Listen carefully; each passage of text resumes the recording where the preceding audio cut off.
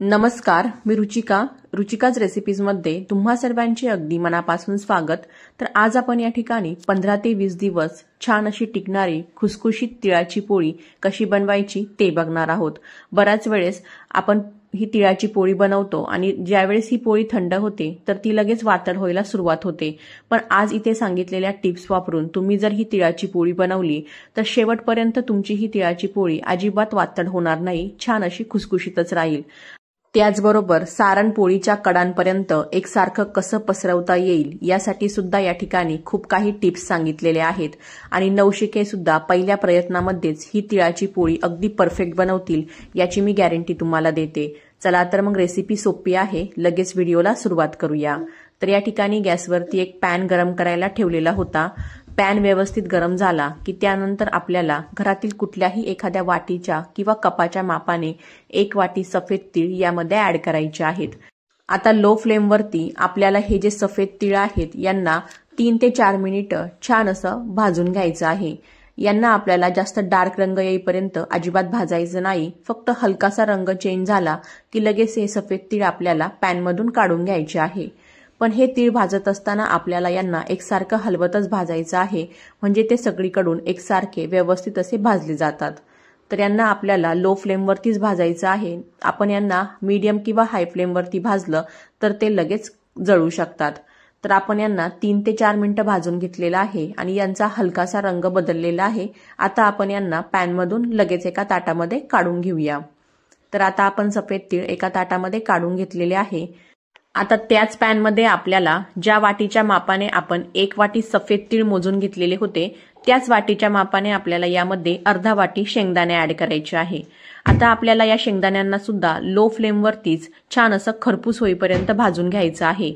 यांना आपल्याला मीडियम किंवा हाय फ्लेमवरती अजिबात भाजायचं नाही, कारण मीडियम किंवा हाय फ्लेमवरती जर शेंगदाणे भाजून घेतले की काय होतं की हे आपल्याला वरच्यावर भाजल्यासारखे दिसतात, पण आतमध्ये हे शेंगदाणे कच्चेच राहतात आणि जर हे शेंगदाणे कच्चे राहिले तर तिळाची पोळी जास्त दिवस अजिबात टिकत नाही आणि चवीला सुद्धा अजिबात चांगली लागत नाही।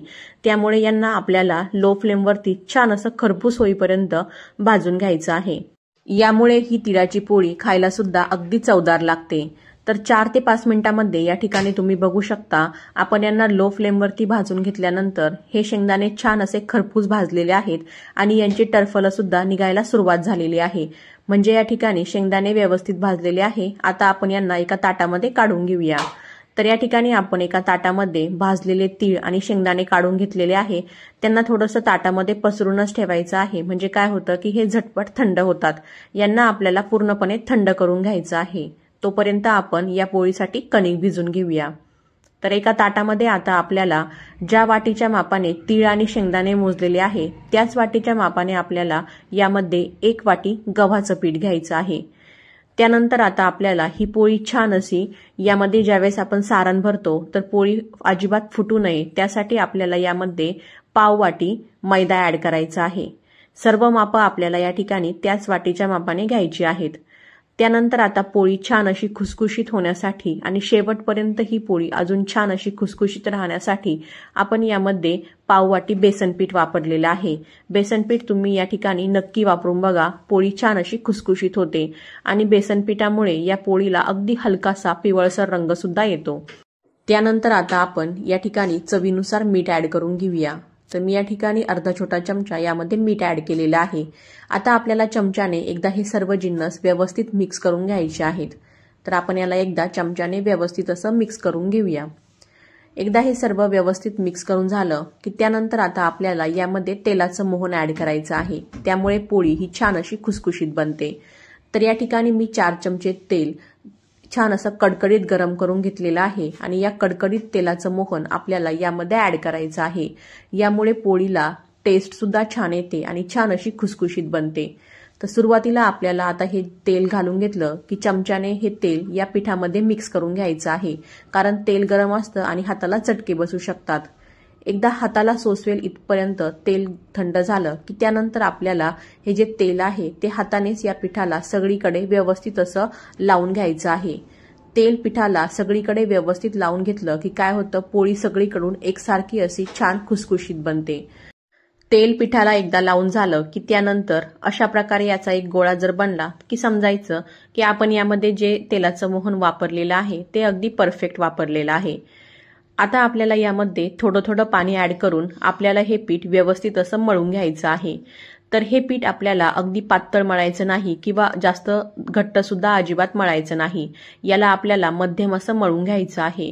त्यामुळे आपली ही जी पोळी आहे ती अजिबात फुटत नाही आणि सारण सुद्धा पोळीच्या कडांपर्यंत अगदी व्यवस्थित पसरलं जातं। तर यामध्ये आता आपण थोडं थोडं पाणी ॲड करून याचा मध्यम असा एक गोळा बनवून घेणार आहोत। तर आता आपण याला मध्यम मळून घ्यायचं आहे। तर या ठिकाणी तुम्ही बघू शकता आपण याला अगदी मध्यम असं मळून घेतलेलं आहे। आता आपण यावरून 1 चमचा तेल ॲड करून घ्यायचं आहे आणि या तेलामध्ये आपल्याला हे पीठ एकदा व्यवस्थित मळून घ्यायचं आहे। याने काय होतं की आपलं पीठ छान असं मऊसूत मळलं जातं। आता आपण याला 2 मिनिटं या तेलामध्ये व्यवस्थित मळून घेऊया। पीठ आता आपण यामध्ये व्यवस्थित मळून घेतल्यानंतर यावरती एक झाकण ठेवून आपल्याला हे जे पीठ आहे ते अर्धा तास व्यवस्थित भिजत ठेवायचं आहे। पीठ भिजत आहे तोपर्यंत आपण याच्या सारणाची तयारी करून घेऊया। तर एकीकडे आपले तीळ आणि शेंगदाणे सुद्धा व्यवस्थित थंड झालेले आहे। आता आपण एक मिक्सर जार घेऊन यामध्ये थोडे थोडे करून तीळ आणि शेंगदाणे पल्स मोडवरती फिरवत आपल्याला याला बारीक करून घ्यायचं आहे। याला आपल्याला पल्स मोडवरती फिरूनच बारीक करायचं आहे, म्हणजे ते व्यवस्थित बारीक होतं आणि त्याला अजिबात तेल सुद्धा सुटत नाही। तर या ठिकाणी तुम्ही बघू शकता आपण याचा छान असा कूट बनवून घेतलेला आहे।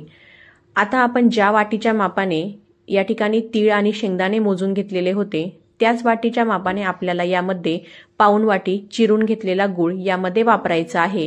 गूळ यामध्ये वापरत असताना गूळ चिरूनच यामध्ये वापरायचा आहे, म्हणजे तो यामध्ये व्यवस्थित मिक्स होतो। या ठिकाणी गूळ फोडून किंवा गुळाचे खडे यामध्ये अजिबात वापरायचे नाही, ते यामध्ये व्यवस्थित मिक्स होत नाही। यानंतर आता आपण या सारणामध्ये अर्धा छोटा चमचा वेलची पावडर ॲड करून घ्यायची आहे। याने काय होतं की आपल्या या सारणाला टेस्ट छान येते आणि फ्लेवर सुद्धा छान येतो। त्यानंतर सारणाला अजून छान अशी टेस्ट आणि फ्लेवर यावा यासाठी आपण यामध्ये थोडंसं जायफळ जे आहे ना ते किसणीने किसून यामध्ये वापरायचं आहे। जायफळने तुम्हाला सांगते या सारणाला खूप छान अशी चव येते, तुम्ही एकदा नक्की यामध्ये जायफळ वापरून बघा। आता जी वेलची पूड आपण यामध्ये वापरलेली आहे आणि जायफळ जे किसून टाकलेलं आहे ते दोन्हीही आता आपल्याला यामध्ये एकदा व्यवस्थित मिक्स करून घ्यायचं आहे। आता गूळ या सारणामध्ये व्यवस्थित मिक्स होण्यासाठी आपल्याला काय करायचं आहे की हे जे सारण आहे ते परत एकदा मिक्सरला पल्स मोडवरती फिरून घ्यायचं आहे। त्यामुळे काय होतं गूळ सुद्धा यामध्ये व्यवस्थित मिक्स होतो आणि याला बाइंडिंग सुद्धा अगदी छान येते। तर या ठिकाणी बघा आपण सर्व मिश्रण मिक्सरला पल्स मोडवरती बारीक करून घेतलेलं आहे आणि तुम्ही बघू शकता याला बाइंडिंग अगदी छान आलेली आहे। या सारणाला व्यवस्थित बाइंडिंग आली ना काय होतं की आपल्या ज्या तिळगुळाच्या पोळ्या ज्या आहेत त्या अगदी व्यवस्थित बनल्या जातात, म्हणजे कडापर्यंत सारण व्यवस्थित पसरतं आणि त्याचबरोबर पोळी अजिबात फुटत नाही। तर तुम्ही बघू शकता याला अगदी व्यवस्थित अशी बाइंडिंग आलेली आहे। याचा तुम्ही असा लाडू करून सुद्धा खाऊ शकता, चवीला अगदी छान लागतात। पण आज आपण या ठिकाणी तिळाची पोळी बनवणार आहोत।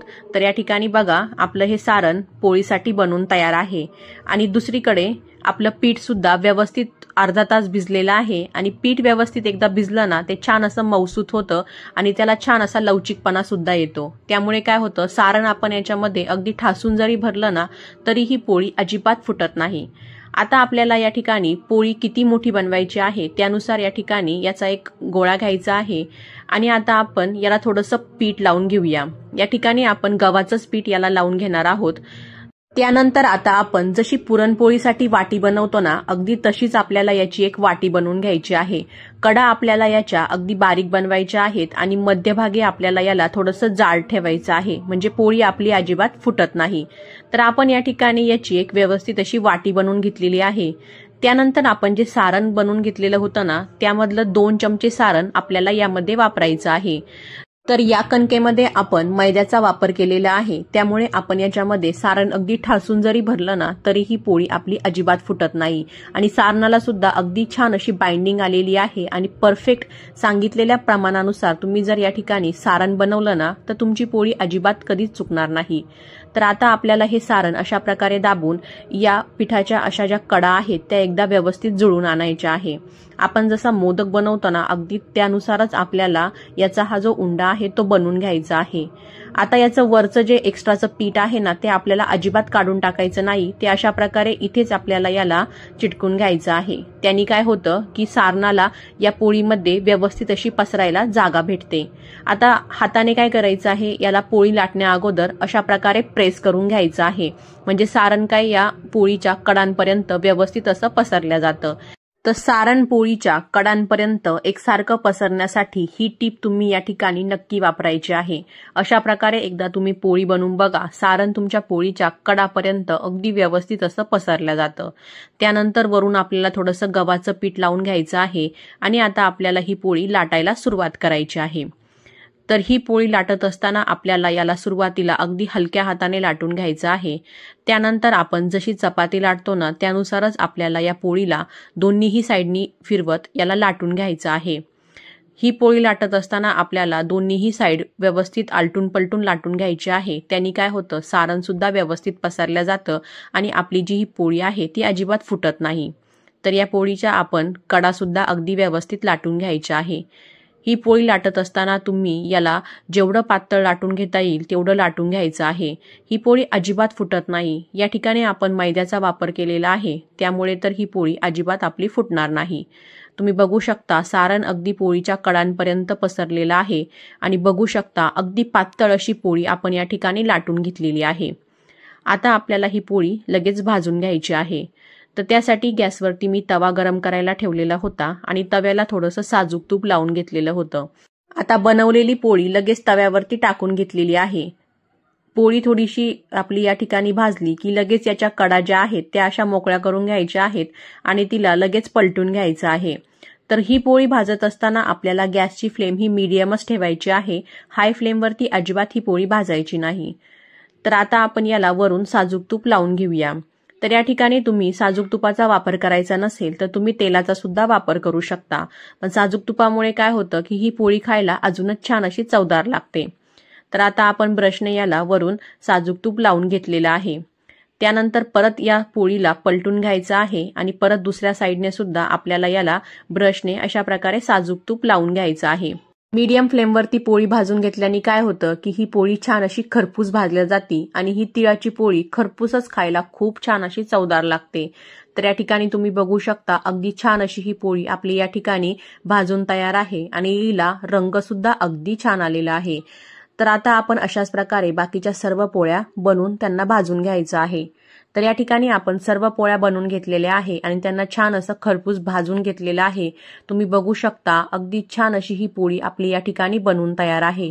यामध्ये आपण बेसन पिठाचा वापर केलेला होता, त्यामुळे या पोळ्या संपेपर्यंत अजिबात म्हणजे अजिबात वातड होणार नाही, छान अशा खुसखुशीतच राहतील. आणि सर्वात महत्त्वाचं म्हणजे या ठिकाणी बघू शकता सारण या पोळीच्या कडांपर्यंत अगदी व्यवस्थित पसरलेलं आहे. चला तर मग या ठिकाणी आपली 15 ते 20 दिवस टिकणारी शेवटपर्यंत वातड न होणारी अगदी छान अशी खुसखुशीत तिळाची पोळी या ठिकाणी बनवून तयार आहे. तुम्ही सुद्धा माझ्या या रेसिपीने ही तिळाची पोळी येणाऱ्या संक्रांतीला आणि मुलांच्या टिफिनसाठी सुद्धा बनवून ठेवू शकता. या पोळ्या बनवल्यानंतर त्यांना एखाद्या हवाबंद डब्यामध्ये भरून ठेवायचं आहे, म्हणजे 15 ते 20 दिवस अगदी व्यवस्थित राहत्या आणि अजिबात वातड होत नाही.